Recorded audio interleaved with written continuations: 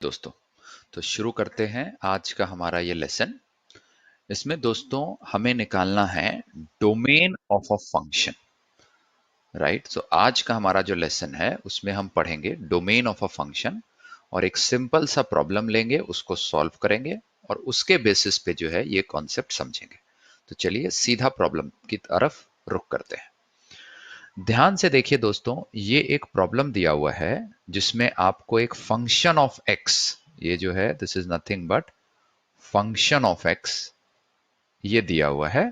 कैसा है वो, कैसे डिपेंडेंट है, how is it a function of x, how is it, function को हम बोल सकते हैं डिपेंडेंट ऑन एक्स भी बोल सकते हैं, डिपेंडेंट भी बोल सकते हैं, ठीक है। So how is it dependent on x, उसके लिए हमें ये फंक्शन की वैल्यू दी हुई है। वो फंक्शन की वैल्यू कैसे है, वो एक्स पे कैसे डिपेंड करती है, x square plus 3x plus 5 divided by x square minus 5x plus 4, ये एक फंक्शन दिया हुआ है, हमें डोमेन निकालना है। डोमेन का मतलब समझते हैं पहले दोस्तों, फिर इसके बाद जो है इस प्रॉब्लम को सॉल्व करेंगे। डोमेन मतलब होता है, इसका मतलब होता है, आप जो भी हमारे साथ वो स्टूडेंट जो फुल टाइम कोर्स में हमारे साथ जुड़े हुए हैं उन्होंने ऑलरेडी देखा होगा कि हमने ये कॉन्सेप्ट बहुत डिटेल में पढ़ा था। क्विकली रिकैप करवा रहा हूं। All values of X, domain का मतलब होता है वो सारी value of X which gives real value of Y. ये बहुत इंपॉर्टेंट है। डोमेन का मतलब है वो सारी वैल्यूज ऑफ एक्स जो रियल वैल्यू ऑफ वाई को जनरेट करें, उसको हम बोलते हैं डोमेन। मतलब जैसे से फॉर एग्जांपल आपका एक फंक्शन है, मान लीजिए उदाहरण के तौर पे लीजिए, जस्ट एक एग्जांपल ले रहा हूं आपके लिए। एक फंक्शन ऑफ एक्स है जिसका है 1 डिवाइडेड बाय एक्स, ये मान लीजिए एक फंक्शन दिया हुआ है। तो आप क्लियरली देख सकते हैं कि x कोई भी वैल्यू ऑफ रियल नंबर ले सकता है, नेगेटिव या पॉजिटिव आप कोई भी डालिए, +1 डालिए, -1 डालिए, -5 डालिए, +1.2 डालिए, x की वैल्यू आप कुछ भी डाल सकते हैं। यहां पर आप ध्यान से देखिए, 1, -1, 1.2, 0.1, 9.8, 99, 100, ऐसी कुछ भी वैल्यू, कोई भी रियल वैल्यू आप डाल सकते हैं। परंतु बट अगर आप 0 डालेंगे, at x equal to 0, y will be equal to infinity बोल लीजिए या आप बोल लीजिए अनडिफाइंड हो जाएगा। कि x की वैल्यू 0 पे मैं नहीं बता सकता हूं कि fx जो है या y जो है वो कितना वैल्यू होगा। मैं और कोई भी वैल्यू डालूं, 1 डालूं, -1 डालूं, 1.2 डालूं, मैं इस इस fx को कैलकुलेट कर सकता हूं। जैसे उदाहरण के तौर पे देखिए, अगर if x is equal to 0.1, तो बहुत सिंपल है, 1 divided by, so y is equal to fx, वो कितना हो जाएगा, 1 डिवाइडेड बाय 0.1, 0.1 को आप 1/10 भी लिख सकते हैं, तो हेंस आपका आंसर आ जाएगा 10, मतलब y की वैल्यू हो जाएगी 10। तो अगर जो है x मेरा जो है 0.1 है, तो मेरा y 10 हो जाएगा, सिंपल आंसर हो जाएगा। ऐसे ही कोई भी रियल वैल्यू मैं ले सकता हूं, बट मैं 0 जो एक रियल वैल्यू है उसको नहीं ले सकता, क्योंकि वहां 1 डिवाइडेड बाय 0 हो जाएगा इन्फिनिटी। हेंस देयरफॉर डोमेन जो होगा इस केस में वो होगा रियल एलिमेंट्स, कोई भी real value of x. Real value मतलब आपका कोई भी, आपका 0 से नेगेटिव साइड पे, 0 से पॉजिटिव साइड पे कोई भी नंबर हो सकता है, फ्रैक्शन भी इंक्लूडेड है इसमें, डेसिमल भी इंक्लूडेड है, बट 0 नहीं होगा। सो इसको हम डिनोट करते हैं r -0, मतलब रियल नंबर है, -0 मतलब रियल नंबर में से 0 निकाल दीजिए, बाकी जितने नंबर हैं रियल के वो सारा इसके डोमेन हो जाता है। ठीक है, सो डोमेन को हमने क्विकली समझ लिया और अब हम अप्लाई करेंगे इस प्रॉब्लम में, क्योंकि हमारा प्रॉब्लम ये है, हमारा प्रॉब्लम ये नहीं था, ये तो मैंने छोटा सा एक उदाहरण दिया था कि आपके all values of X which will generate real value of Y, उसको हम डोमेन बोलते हैं। ठीक है, तो अब इसी उदाहरण पे जो है आगे बढ़ते हैं और अब एग्जिस्ट जो प्रॉब्लम दी हुई है उसको सॉल्व करते हैं। तो यहां देखिए हमारे पास प्रॉब्लम तो ये दी हुई है दोस्तों, बहुत अच्छा, वेरी नाइस। तो हेंस यहां पर भी आप ऐसे ही सोचिए कि कभी भी एक एफ एक्स जो कि आपको न्यूमरेटर डिवाइडेड बाय डिनोमिनेटर के फॉर्मेट में हो, whenever fx is equal to this in this format, तो याद रखिए आपका आपका जो सॉल्यूशन होगा वो सिंपल होगा। आपको सोचने का तरीका ये होना चाहिए कि डोमेन, अगेन याद रखिए domain is all values of x, जो कि y को, fx को क्या करे, रियल बनाए। तो hence domain will be all values of x, और ये इस फॉर्मेट के लिए बोल रहा हूं जब ये न्यूमरेटर डिवाइडेड बाय डिनोमिनेटर के फॉर्मेट में हो। तो domain will be all values of x such that denominator is not equal to zero. Simple, क्योंकि डिनोमिनेटर अगर जो वैल्यूज ऑफ x के लिए डिनोमिनेटर जीरो हो गया, वहां पर आपका ये function numerator divided by zero के फॉर्मेट में आ जाएगा और आप इसको रियल वैल्यूज नहीं निकाल पाएंगे इस फंक्शन की, हेंस वो डोमेन नहीं होगा। क्योंकि डोमेन का डेफिनेशन अभी हमने देखा था कि वो वैल्यूज ऑफ एक्स होती हैं जिससे रियल वैल्यूज ऑफ वाई आए। अगर रियल वैल्यू आपकी वाई की आ रही है, एफ एक्स की आ रही है, तो आपको कोई दिक्कत नहीं, आप वो एक्स को एज्यूम कर सकते हैं वो डोमेन का हिस्सा होगा। ठीक है, तो अब हमें निकालना है, तो इसीलिए कोई भी रियल वैल्यू यहां एक्स की हो सकती है, बस डिनोमिनेटर जीरो नहीं होना चाहिए। तो डिनोमिनेटर क्या है यहां पर दोस्तों?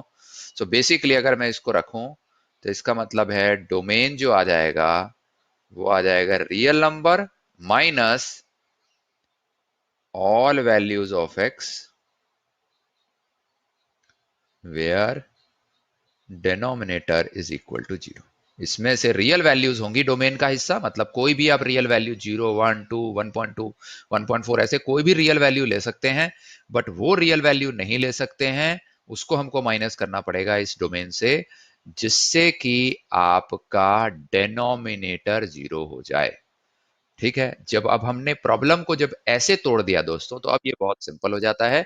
क्योंकि ध्यान से देखिए डेनोमिनेटर कहां जीरो होगा, so denominator equal to zero, इसका इंप्लीकेशन क्या है, what does this imply, it implies X square minus 5x plus 4 is equal to zero. ये वाला वो पॉइंट्स होंगे जहां डेनोमिनेटर जीरो होगा, वो हम पॉइंट्स निकाल के यहां पर सब्ट्रैक्ट कर देंगे।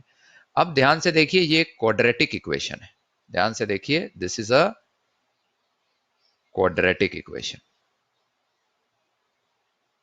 क्वाड्रेटिक इक्वेशन, क्वाड्रेटिक इक्वेशन की दोस्तों, क्वाड्रेटिक इक्वेशन कहां पर जीरो होता है, क्वाड्रेटिक इक्वेशन जीरो होता है जहां पर उसके रूट्स होते हैं। What is the meaning of roots, right, quadratic equation is equal to zero at its root, at its roots, roots मतलब those values of x, those values of x where the quadratic equation is equal to zero, right. जो values of x मैं यहां डालूंगा जिससे ये zero हो जाएगा, उसको रूट्स बोलते हैं। रूट्स निकालना ऑफ अ क्वाड्रेटिक इक्वेशन बहुत ही सिंपल है ना। हमने अपने क्वाड्रेटिक इक्वेशन वाले लेक्चर्स में भी देखा है, जो हमारे साथ बच्चे फुल टाइम कोर्स में जुड़े हुए उन्होंने देखा होगा पहले, कि roots of a quadratic equation, कोई भी एक नॉर्मल क्वाड्रेटिक इक्वेशन कैसे होता है, A X square plus B X plus C. इसका रूट्स क्या होंगे, इसके रूट्स होंगे एक्स की वैल्यू जहां पर होगी minus B plus minus under score B square minus 4ac divided by 2 times of A. ये रूट्स निकालने का फॉर्मूला होता है। तो हमारे पास इक्वेशन क्या दी हुई है, हमारे एग्जाम्पल में इक्वेशन क्या है, x square minus 5x plus 4, इसके हमें रूट्स निकालने हैं। तो इसके रूट्स कैसे निकलेंगे, यहां पर a की वैल्यू कितनी है, एक a मतलब होता है जो एक्स स्क्वायर के साथ कोफिशियंट हो, तो a इज इक्वल टू 1, ये a है। b कितना है दोस्तों, ये वाला b है, ये b है, ये पूरा पार्ट, तो b is equal to -5 and c is equal to how much दोस्तों, ये हमारा c है जो लास्ट वाला कोफिशिएंट होता है जो कांस्टेंट होता है वो 4 है। तो बस दोस्तों ये लगा दीजिए, ये पूरा formula minus B, minus B, minus of B, B कितना है -5 plus minus under square of B square -5 का square minus 4 times of A कितना है 1 इंटू सी, सी कितना है 4 divided by 2 times of A कितना है 1। जरा इसको सॉल्व करते हैं, माइनस ऑफ -5 +5 हो गया, plus minus under square of -5 का स्क्वायर कितना है 25, माइनस ऑफ 4 इंटू 1 4, 4 4 जा 16, सो -16 divided by 2 times of A which is 2 times of 1 2 हो गया। तो 5 प्लस माइनस 25 माइनस 6 9, 9 का अंडर रूट हो गया 3 डिवाइडेड बाय 2। सो हेंस आपका आंसर आ गया दोस्तों कितना, आपका 5 प्लस 3 8, 8 डिवाइडेड बाय 2 4 हो गया। अगर माइनस यूज करेंगे तो 5 माइनस 3 2, 2 2 डिवाइडेड बाय 2 1 हो गया। तो ये हो गया। देयरफॉर अगर आप देखें R minus all values of X where denominator is 0, denominator कहां कहां पर 0 है 4 और 1 पे, ये हमने रूट्स निकाल लिए। तो हेंस यहां पर से ये आ जाएगा 4,1, या आप ऐसे बोलें रियल नंबर माइनस 4,1, ये क्या होगा दोस्तों, ये होगा हमारा डोमेन। इसका आंसर, इसका जो फंक्शन है इसका दोस्तों डोमेन जो है वो ये आएगा। This is your answer. Clear हो रहा है दोस्तों? ठीक है, सो बहुत बहुत क्लियर रखिए। बहुत ही सरल तरीके से, सिंपल तरीके से हमने ये प्रॉब्लम को सॉल्व किया। अगेन दोस्तों ये हमारा एनसीईआरटी का प्रॉब्लम है। This is a problem from NCERT. जो हमारे दोस्त 11th की 12th की प्रिपरेशन कर रहे हैं उनको बहुत ज़्यादा हेल्पफुल होगा ये। एनसीईआरटी की प्रॉब्लम्स कई बार एग्जाम्स में पूछी जाती हैं, प्लस आपके कंपटीशन एग्जाम में भी जो है आपको इस टाइप के जो प्रॉब्लम्स होते हैं वो बहुत ज़्यादा हेल्प करते हैं।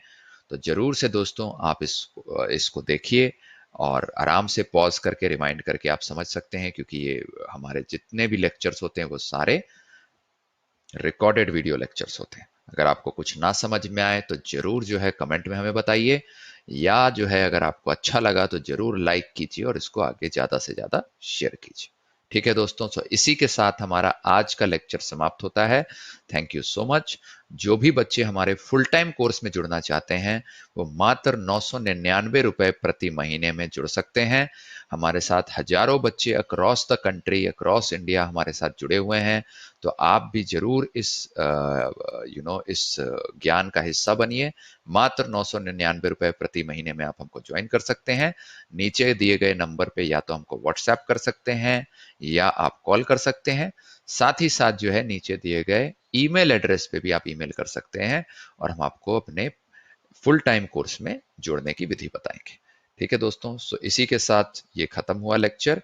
कल जो है हम लोग एक नए कॉन्सेप्ट, एक नए प्रॉब्लम्स के साथ आएंगे। तो जरूर हमारे इसी चैनल के साथ प्लस हमारे इस फेसबुक के साथ जुड़े रहिए। Thank you so much. दोस्तों अगर आपको हमारा ये वीडियो लेक्चर अच्छा लगा तो जरूर हमारा चैनल एक्यूट एंगल को सब्सक्राइब करें और बेल आइकन को दबाएं। इससे आगे आने वाले वीडियो की इंफॉर्मेशन आपको नोटिफिकेशन द्वारा मिल जाएगी।